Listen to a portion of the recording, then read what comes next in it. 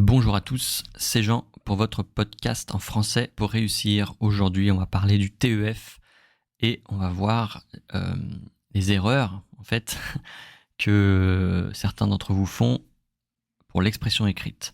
Ok, donc on va regarder des exemples et aujourd'hui, je vais vous parler du style télégraphique. Et c'est une erreur qui est faite parce que c'est contraire à ce que les examinateurs attendent. Donc, le style télégraphique, qu'est-ce que c'est ? C'est quand vous prenez votre expression écrite, pour le TEF, par exemple la section A ou la section B du TEF, il n'y a pas de différence. Quand vous écrivez, vous mettez une suite de phrases, sans les connecter entre elles. Donc, qu'est-ce que ça fait ?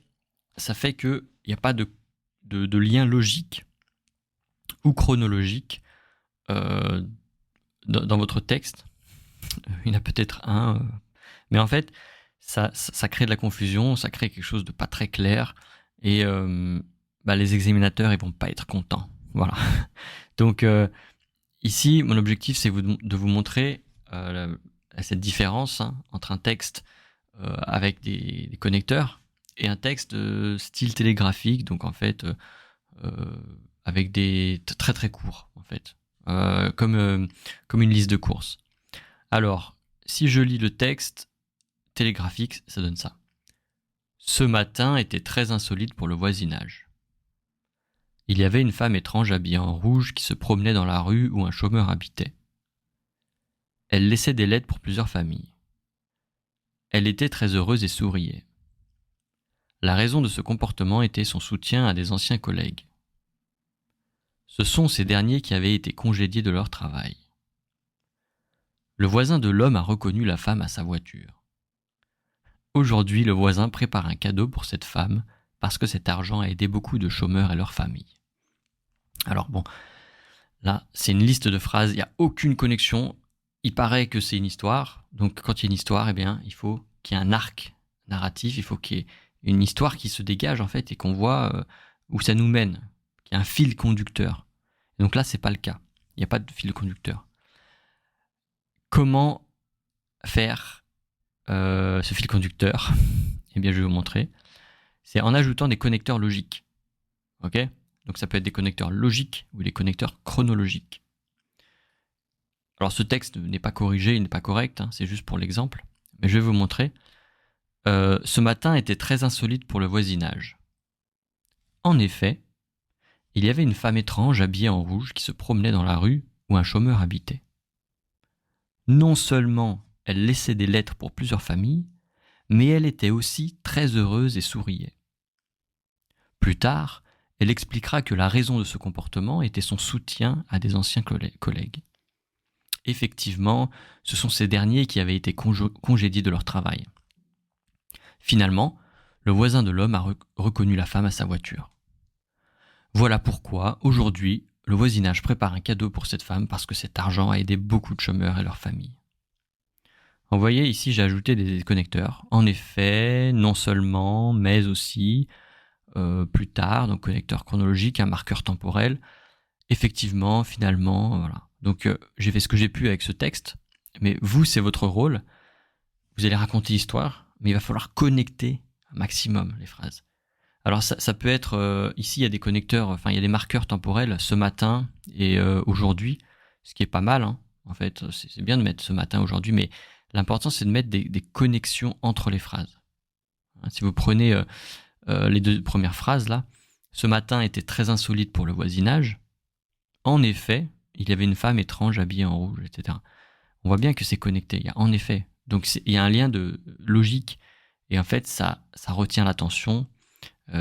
C'est plus facile à lire et c'est plus correct. Et vous allez avoir plus de points. C'est ça qui va vous permettre d'avoir plus de points et de réussir, d'augmenter votre score au TEF pour l'expression écrite. Voilà, donc c'est tout ce que je voulais dire aujourd'hui. Je voulais parler de ça. Je vais juste vous montrer un autre exemple. Voilà, donc l'autre exemple, c'est sur une production écrite de section B. Alors, ici, on voit qu'il y a beaucoup de mots-clés. il y a beaucoup de connecteurs, pardon.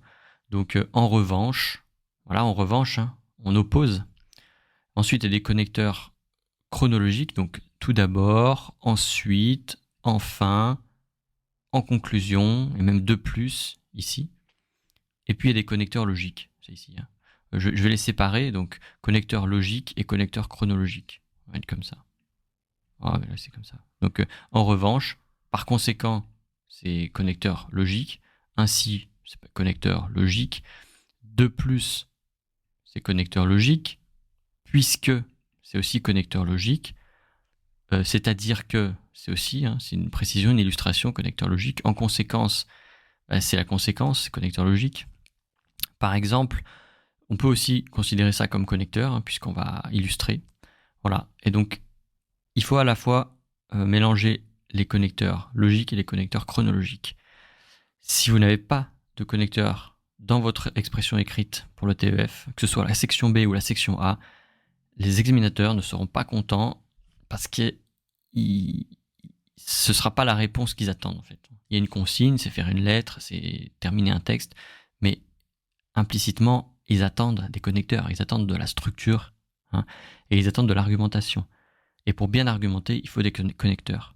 Ok ? Donc voilà, j'espère que c'est clair. Si vous avez des questions, n'hésitez pas à me contacter. Je vous rappelle que en lien en description, je vous ai mis le lien vers la transcription de l'épisode et puis les documents dont je parle. Et puis j'ai un livre qui est sorti, hein, La réussite au niveau NCLC 7 pour l'expression écrite, l'expression orale. Donc je vous encourage à vous procurer cette ressource, ce contenu qui est disponible sur le site getsetfrench.com. Voilà. Je vous souhaite bon courage et à la prochaine fois.